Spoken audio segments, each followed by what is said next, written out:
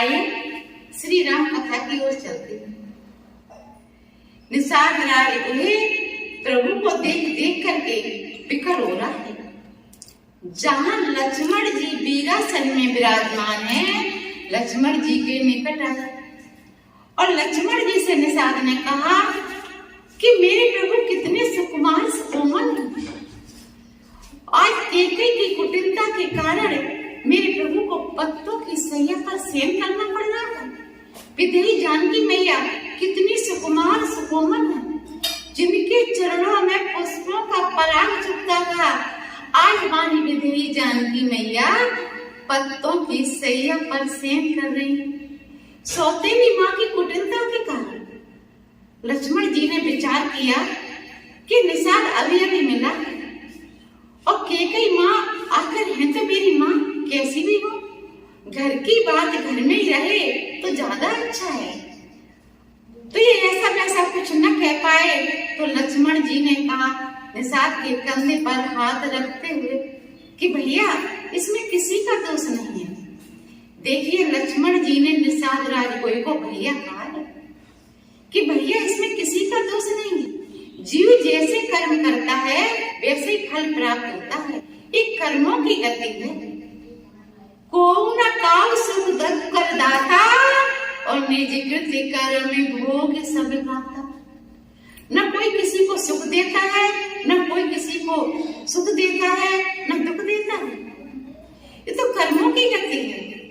जैसे उदाहरण से समझिए, आपने प्रातः खेत में बीज डाला तो संध्या समय फसल उठ करके घर में आएगी?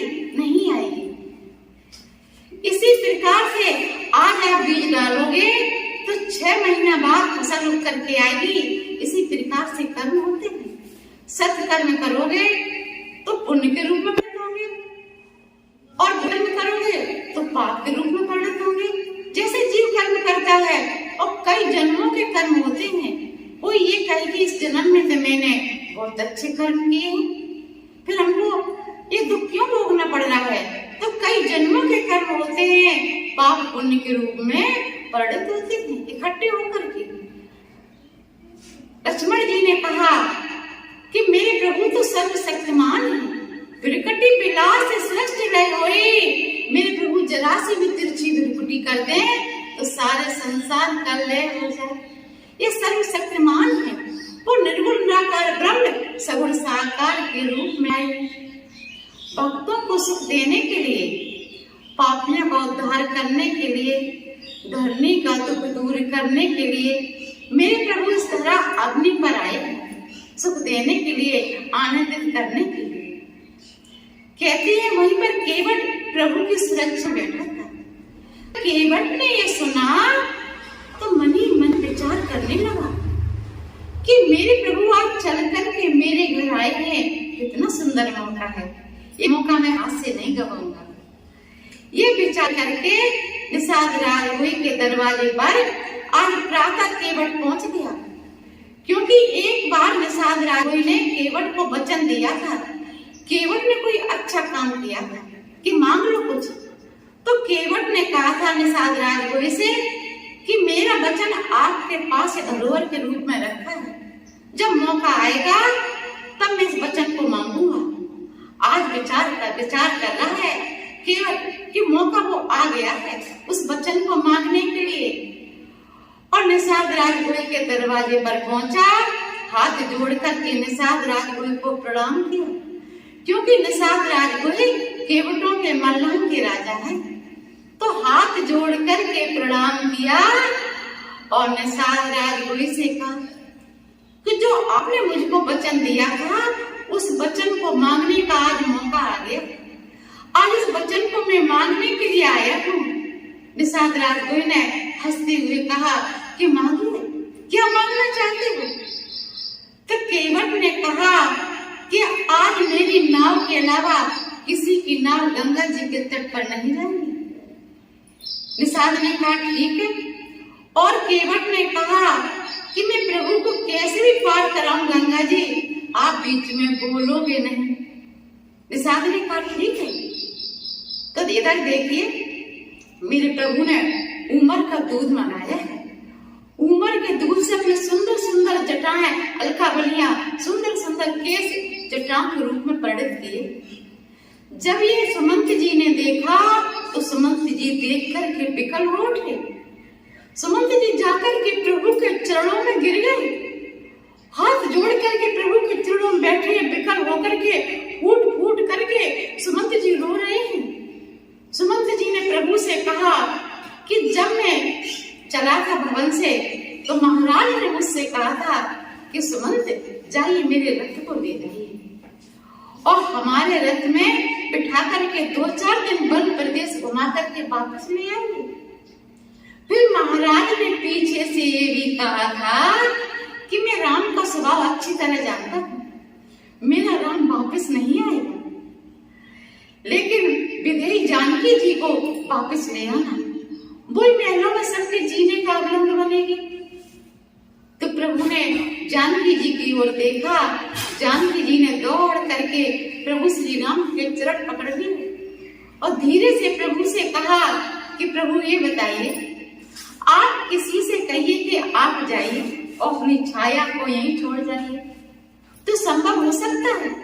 आप प्रभु सूर्य से कहिए कि आप जाइए और अपनी किरणों को यहीं छोड़ जाइए, तो संभव हो सकता है।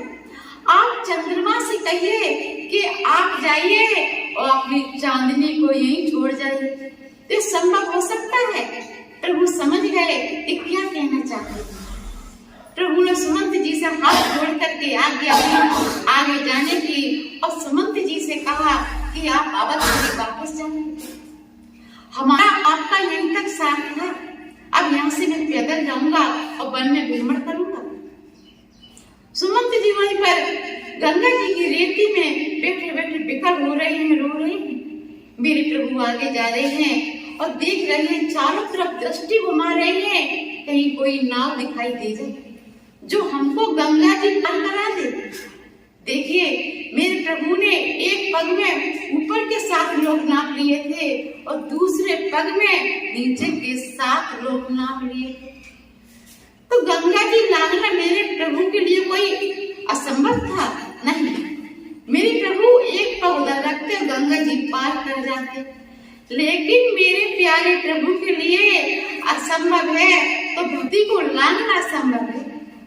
गंगा जी मेरे प्रभु के चरणों की भक्ति है, तो मेरे प्रभु भक्ति को नहीं लांघ सकते, कुछ भी कर सकते हैं। सब कुछ मेरे प्रभु के लिए संभव है, असंभव है तो मेरे प्रभु भक्त को नहीं लांघ सकते, भक्ति को नहीं लांघ सकते।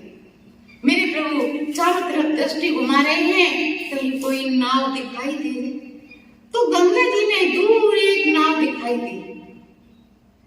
तो प्रभु नाव मांग रहे हैं, मानस का दर्शन करा रहे हैं। मांगी नाव न केवटियाना, मांगी नाव न केवटियाना, कहा तुम्हारे मरम में जाना। मांगी नाव न केवटियाना और कहा तुम्हारे मरम में जाना। मेरे प्रभु नाव मांग रहे हैं और केवट मना कर रहा है। कहा प्रभु आपके मरम को मैं अच्छी तरह जानता हूं। आपने प्रभु पाषाण की शिला से चरण छुआ दिया, पाषाण की शिला नारी बन करके आकाश में उड़ी चली गई। छुअत शिला में नार सुहाई, पावन तेना काट कठिनाई। आपने प्रभु पाषाण की शिला में चरण छुआया और पाषाण की शिला नारी बन करके आकाश में उड़ी चली गई। और मेरी नाव तो बड़ी सुकुमार सुकोमल है, अहिर्नित जल में रहती है, तो बड़ी सुकुमार सुकोमल है। आपकी रज से हमारी नाव प्रभु आकाश में उड़ करके नारी बन करके आकाश में चली जाएगी। मेरा तो धंधा ही चौपट हो जाएगा। इसी नाव से मैं अपने परिवार का भरण पोषण करता हूँ। इस प्रकार से निषाद राघव ने प्रभु श्री राम से कहा। आगे की राम कथा में कल आपको श्रवण कराऊंगी। तब तक के लिए जय सिया राम, जय सिया राम।